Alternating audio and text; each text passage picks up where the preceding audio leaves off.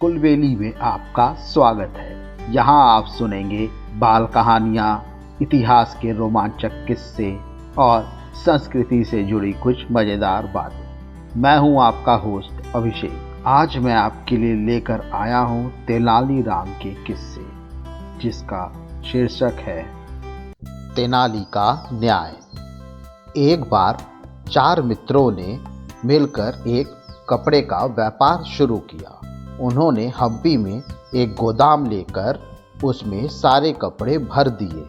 बस एक ही चीज उन चारों को परेशान कर रही थी, वो थी चूहे। गोदाम के आसपास बहुत सारे चूहे थे।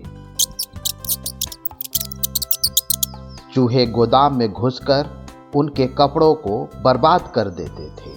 काफी सोच विचार कर चारों मित्र एक बिल्ली खरीद लाए ताकि वह उन चूहों को मार खा जाए। बिल्ली बहुत काम की निकली। वो सारों चूहों को खाने लगी और जल्द ही उसने गोदाम के सारे चूहे मार डाले। चारों मित्रों को उस बिल्ली से बेहद लगाव हो गया। उन्होंने उसके चारों पैर को आपस में बांट लिया। हर मित्र ने अपने हिस्से वाले बिल्ली के पैर के लिए खूबसूरत सोने के घुंघरू बनवाए और उसे पहना दिया। अब बिल्ली दिन रात गोदाम में छम छम करती घूमती। हर मित्र अपने हिस्से वाले पैर का बहुत ध्यान रखता था। एक दिन बिल्ली एक चूहे के पीछे कपड़े के बोरे से कूदी। ऊपर से कूदने के कारण उसके एक पैर में चोट लग गई और वो लंगड़ाने लगी।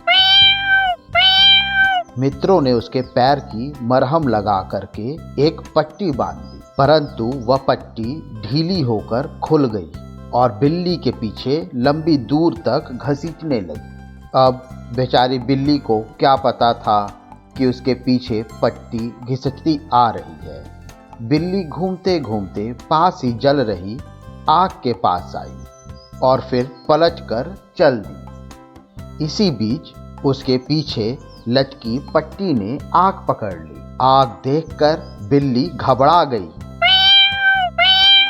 और सारे गोदाम में इधर उधर भागने लगी। इससे कपड़े की सभी बोरियों ने आग पकड़ ली और शीघ्र ही पूरा गोदाम लपटों से घिर गया और उसमें रखा सारा सामान जलकर राख हो गया।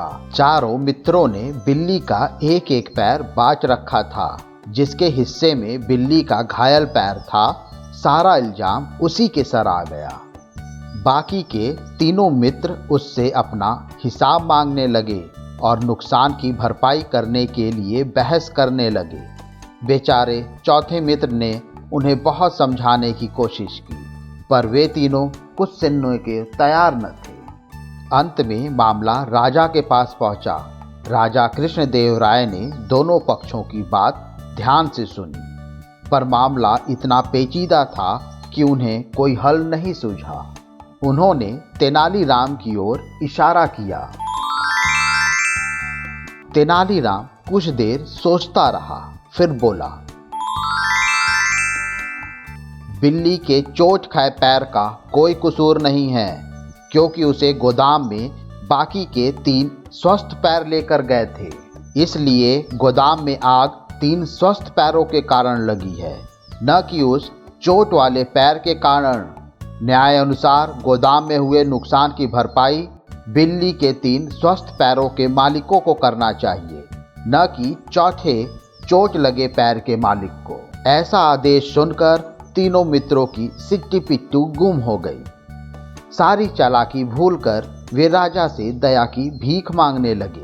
राजा कृष्णदेव राय ने तेनाली के फैसले को सही ठहराते हुए तीनों मित्रों को कसकर डांट लगाई और उन्हें चौथे मित्र से माफी मांगने का आदेश दिया। मुझे उम्मीद है आपको ये कहानी पसंद आई होगी। ऐसी ही और कहानी सुनने के लिए हमारे चैनल को लाइक और सब्सक्राइब करें। इस कहानी को ज़्यादा से ज़्यादा शेयर करें। जल्द ही मिलते हैं एक और नई कहानी या किस्से के साथ। तब तक के लिए धन्यवाद।